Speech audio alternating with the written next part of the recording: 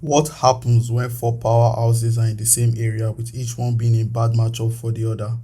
You get the Sendai four-way deadlock between Dhruv, a reincarnated sorcerer from 180 AD, Ryu Ishigori, a reincarnated sorcerer from 400 years ago, boasting the highest cost energy output in history. Urotakaku, a reincarnated sorcerer from the Heian era with a cost technique that allows her to manipulate the sky. And finally, Kurourushi, a special grade cost spirit released by Kenjaku who is currently dormant until certain conditions have been met. All four of them reached a deadlock because of their equally matched abilities, as Uro is a bad matchup for Ishigori, Ishigori is a bad matchup for Dhruv, Dhruv is a bad matchup for Kurourushi, and Kurourushi is a bad matchup for Uro. Now what happens when one of those four pillars falls? You get a free-for-all between all three as Yuta Okosu, the second strongest sorcerer in the modern era, has taken down Dhruv without breaking a sweat. With Dhruv dead, Kurourushi was no longer dormant as he proceeded to attack Yuta and the civilians he was protecting with a swarm of cockroaches, which Yuta was able to deal with a slash of his sword carrying an incredible amount of cost energy. As Yuta comes face to face with Kurourushi, he vows to kill Kenjaku himself so Gojo doesn't have to kill his best friend again, while Kurourushi, who has been starving for a while, sees Yuta as his next meal. The fight begins with Kurourushi sending wave after wave of large amount of cockroaches that have been strengthened by cost energy, with Yuta being able to deal with every single one of them and dominating Kurourushi in close quarters combat. Yuta noticed that Ishigori and Uro were watching him, so he decided to hide some of his abilities like Rika and the fact that he can use an output reverse cost technique. Ideally, since Kurourushi is a cost spirit made of negative energy, if Yuta applied positive energy from the reverse cost technique directly on Kurourushi, it would die instantly, but Yuta wanted to keep this card hidden. Yuta continues to dominate Kurourushi in close quarters combat, but just for a split second he had trouble dealing with Kurourushi's sword, which was able to injure Yuta severely. On death's door, Yuta is forced to use positive energy to heal himself, but also by kissing Kurourushi, he was able to send positive energy straight into his brain, completely exorcising it. Before Yuta could admire his work, Uro was in his hair like this before she proceeded to send him flying. Uro's cost technique allows her to manipulate the sky by turning it into a surface, so she deforms Yuta's hand for a split second and she continues to attack him as her attack passes right through his defenses. Yuta stops for a moment to ask Uro why she is participating in the games. He also asks if she doesn't have any friends or lover and why she's putting in all this effort just for herself. And that last question particularly pissed her off. Before they could finish their lovers' parts, Ishigori sends Granite Blast their way.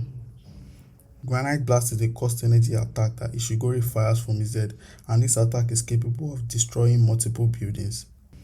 With all three of them getting ready to attack each other, Yuta goes after Ishigori first because of his large attack range, and Ishigori responds by sending multiple cost energy beams after Yuta, which he was able to dodge before getting close to Ishigori to make it a close range fight. Ishigori explains that all his life he ate in moderation, he did everything in moderation, but he still has a vague sense of hunger because he never had any dessert, and Ishigori wonders if Yuta is his dessert.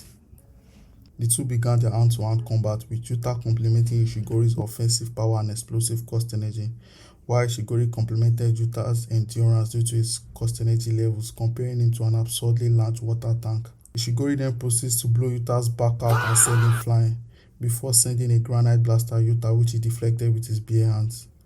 With Yuta's attention fully on Ishigori, he didn't notice Uro behind him, who used Thin Ice Missile to send Yuta flying.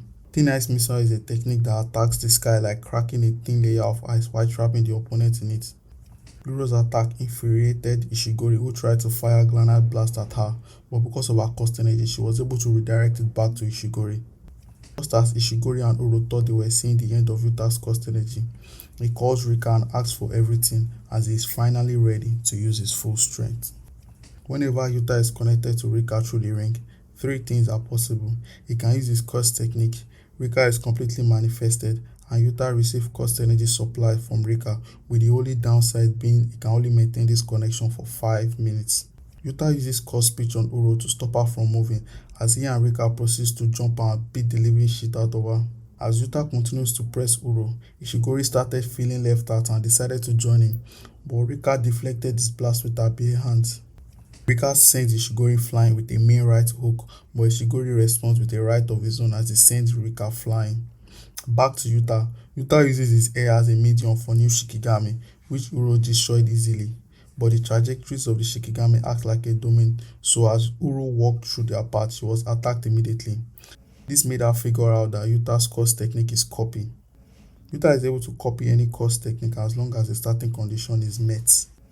As three of them come face to face with each other again, only a single thought crossed through their minds: domain expansion.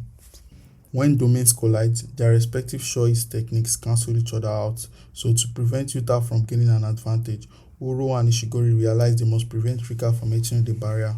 However, Rika's will couldn't accept that she was separated from Yuta, so her power output reached a new level, but before she could do anything, her attention was taken away by the swarm of cockroaches that attacked. Before going dormant, Kurourushi managed to reproduce via pathogenesis so that when the parent dies, the cost energy from the entirety of Japan's sphere was transferred into the body of the kid.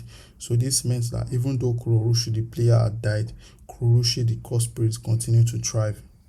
A three-way domain duel between Yuta, Uro, and Ishigori was more complex than a two-way domain because of the difference in the internal and external conditions of their barriers and the influence of the unexpected intruder, which in this case is Kurourushi, and so the barrier collapsed.